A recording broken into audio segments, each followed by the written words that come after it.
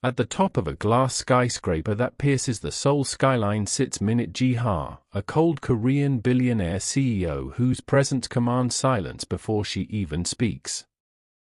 Her jet black hair is perfectly styled, her charcoal-tailored suit sharp and impeccable, her posture rigid with power. When she walks into a room, everything shifts, executives straighten, assistants step aside, and conversations die instantly. Her voice is soft, yet cutting, every word delivered with surgical precision. She makes decisions that move billions, signs contracts that shape industries, and never hesitates, never falters. To the world, she is untouchable, ruthless, brilliant, and terrifyingly efficient. To her employees, she is simply known as the Ice Queen. Yet, behind her polished exterior lies a quiet loneliness. In rare moments when she is alone, her eyes reveal a weight she never allows anyone to see, the cost of power, the isolation of success, and a life stripped of warmth. Then there is Jun-woo. He is introduced rushing through a rain-soaked street, backpack slung over his shoulder, suit slightly wrinkled from sleepless nights. A flashback takes us to his graduation at one of Korea's most prestigious universities, his cap flying in the air, his parents beaming with pride, professors praising his brilliant mind. His future once looked limitless, filled with promise and opportunity. But reality has been far less kind. Instead of leading meetings or shaping strategies, Jun-woo now works behind the scenes, preparing a flawless breakfast tray for Minute Ji-ha every morning, black coffee at the exact temperature she prefers, avocado toast sliced perfectly, fruit arranged with painful precision. Despite his intelligence and elite education, he is nothing more than her assistant's assistant, tasked with menial errands and invisible labor. Ji-ha passes him without a glance, barely acknowledging his presence, let alone the effort he puts into his work. The sting of humiliation settles deep inside him, but he swallows it and continues, because he has no choice. At night, alone in his tiny apartment, he stares at piles of student loan bills. The degree that was meant to be his gateway to success has become a financial burden he can barely escape. His salary barely covers rent, let alone his debt, yet he returns to that glass tower every day, trapped between ambition and survival. Everything changes aboard a private jet. Ji-ha sits poised and composed, reviewing high-stakes documents as the aircraft soars through the sky.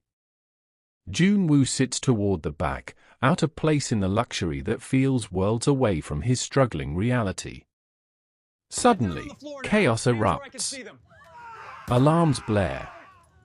The plane shakes violently. Armed terrorists storm the cabin, sending passengers into panic.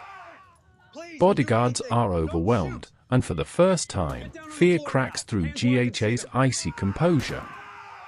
Separated from her security team, she is left with only one person nearby, Jun-woo, the man she barely noticed before.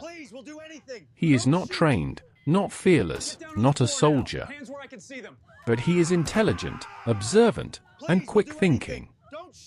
Remembering flight protocols, he hides her, shields her, and speaks to her in a calm, steady voice that keeps her from breaking.